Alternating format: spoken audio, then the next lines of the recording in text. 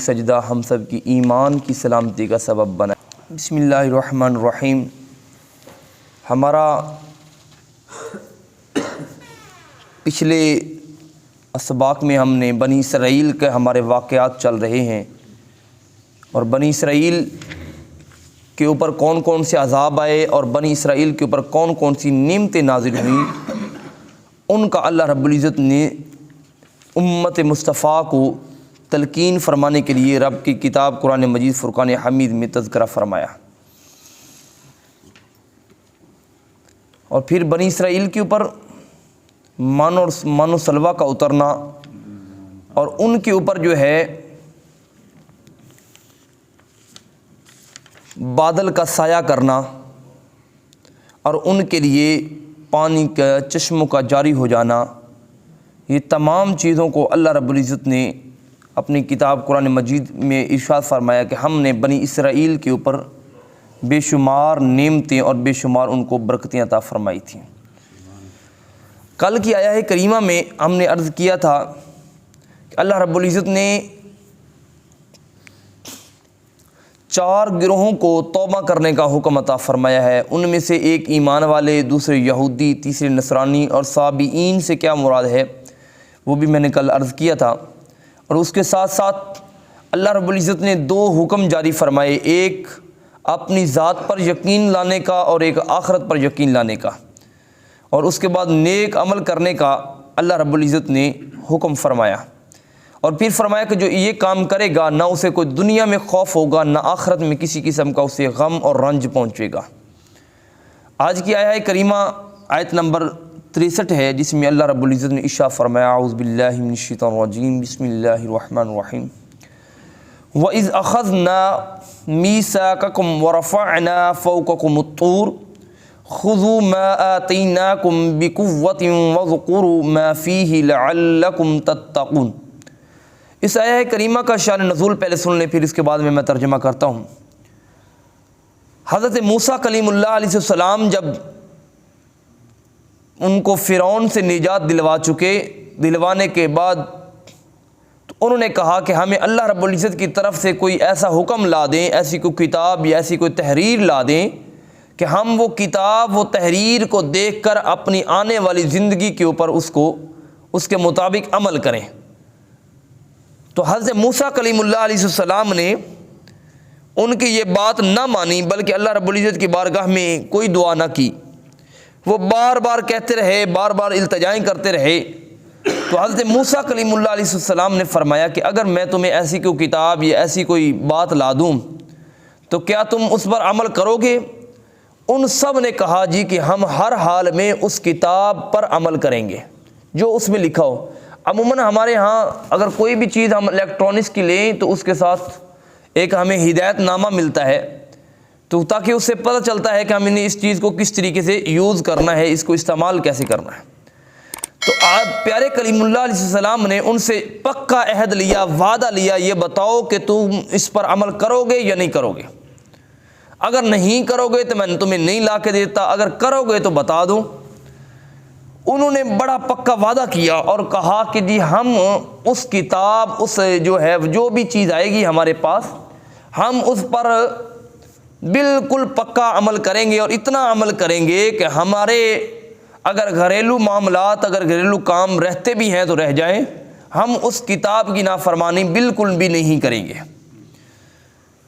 تو جب حضرت موسیٰ کلیم اللہ علیہ السلام نے ان سے یہ پکا وعدہ اور عہد لے لیا، عہد لینے کے بعد جب وہ کتاب ملی تو اس کتاب کے اندر انہوں نے سختیوں کو پڑھا، اس کتاب میں پابندیوں کو پڑھا، تو وہ سب کچھ بھول گئے، اور بولنے کے بعد انہوں نے اپنی بات سے مکر گئے، کہنے لگے کہ ہم اس پر عمل نہیں کریں گے۔ پھر اللہ رب العزت نے ان کو منوانے کے لیے ان کے بارے میں یہ آیت مبارکہ کو نازل فرمایا، اعوذ باللہ من الشیطان الرجیم، بسم اللہ الرحمن الرحیم، وَإِذْ، اور جب، یعنی کہ جب سے مراد اور یاد کرو آپ کے باپ دادا ابا و اجداد نے جب اخذنا میثاقکم، ہم نے لیا میثاقکم ان سے ایسا میثاق جو انتہائی پختہ تھا۔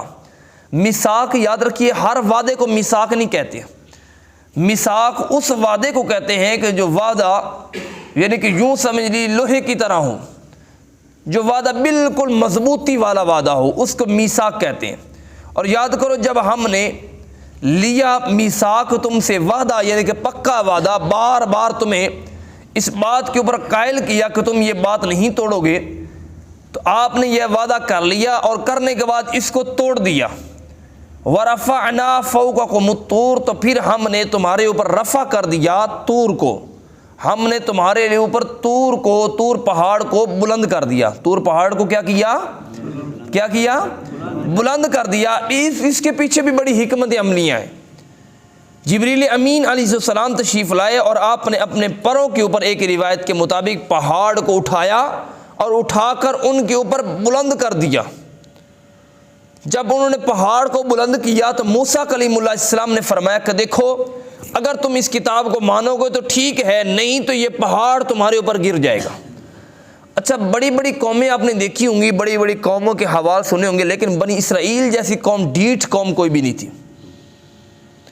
انہوں نے جب وہ پہاڑ کو اپنے اوپر بلند پایا تو انہوں نے سجدہ کیا۔ سجدہ کس انداز میں کیا؟ انہوں نے سجدہ جو ہے وہ ایک رخسار کے بل کے اوپر کیا، معلوم ہو کہ ہم سجدہ کر رہے ہیں، اور ایک کانی آنکھ کر کے وہ اوپر پہاڑ کو دیکھتے رہے کہ پہاڑ جو ہے وہ ہمارے اوپر گر تو نہیں رہا۔ یعنی کہ وہ کیا کہتے ہیں کہ عادت تو نہ گئے، سانپ جو وہ کیا، اب مثالیں تو کافی ہیں، یعنی کہ کوئی بندہ چوری سے جائے، ہیرا پھیری سے نہ جائے۔ انہوں نے سجدہ تو کیا مگر وہ سجدہ اس انداز میں کیا کہ اپنے ایک رخسار کے اوپر انہوں نے سجدہ کیا، اور ایک کانی آنکھ کے ذریعے وہ دیکھتے رہے کہ کہیں یہ جو پہاڑ جو ہمارے اوپر طور کو بلند کیا گیا ہے کہیں یہ ہمارے اوپر گر نہ پڑے۔ وَرَفَعْنَا فَوْقَكُمُ الطُّورَ، پھر جبریل امین علیہ السلام نے تمہارے اوپر طور پہاڑ کو بلند کر دیا۔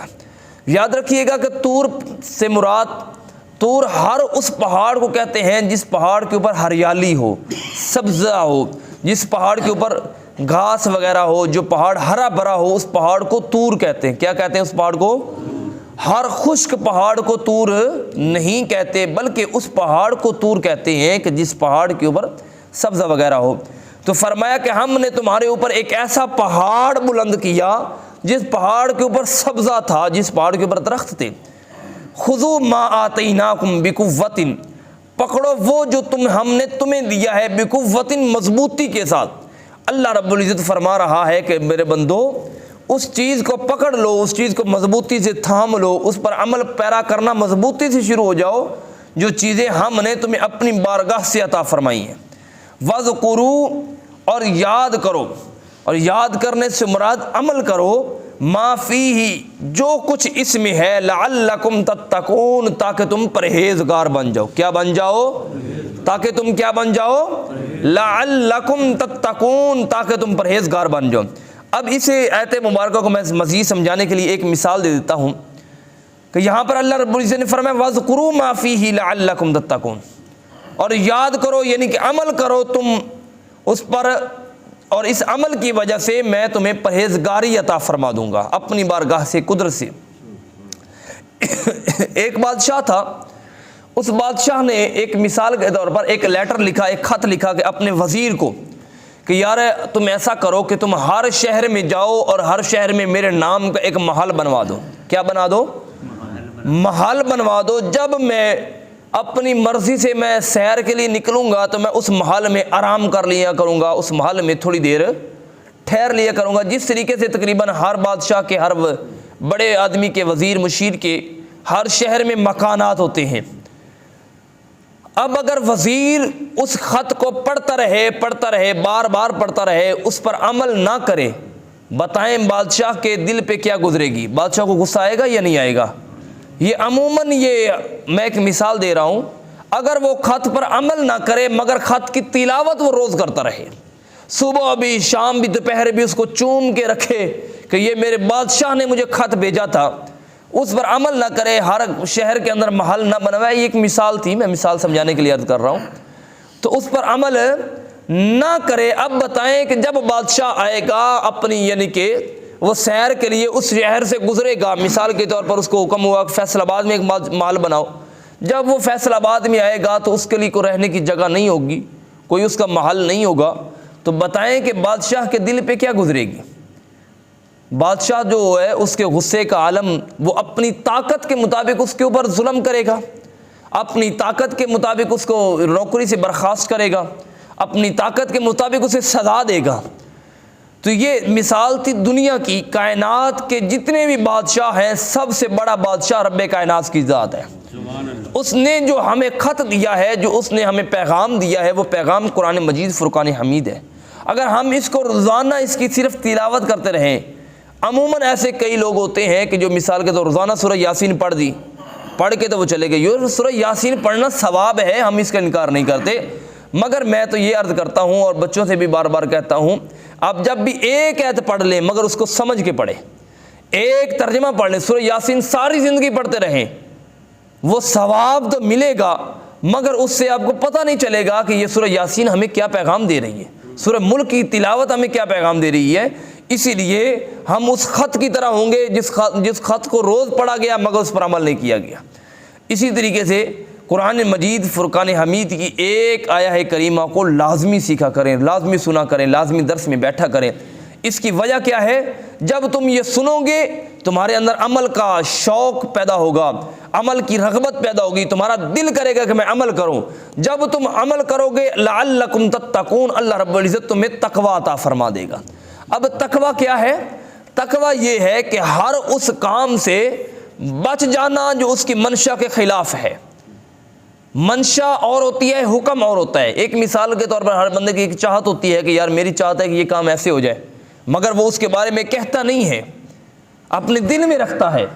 تقوی یہ ہوتا ہے کہ جو اللہ رب العزت کی جو منشا ہے اس کے مطابق کام کر لینا، یہ اس کو تقوی کہتے ہیں۔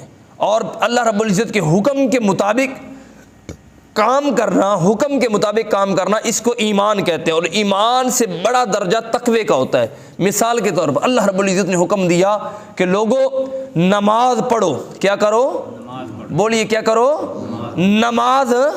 میں ایمان اور تقوی کی ایک مثال بات کر کے اپنی بات کو ختم کروں گا۔ لوگوں نماز پڑھو، کیا پڑھو؟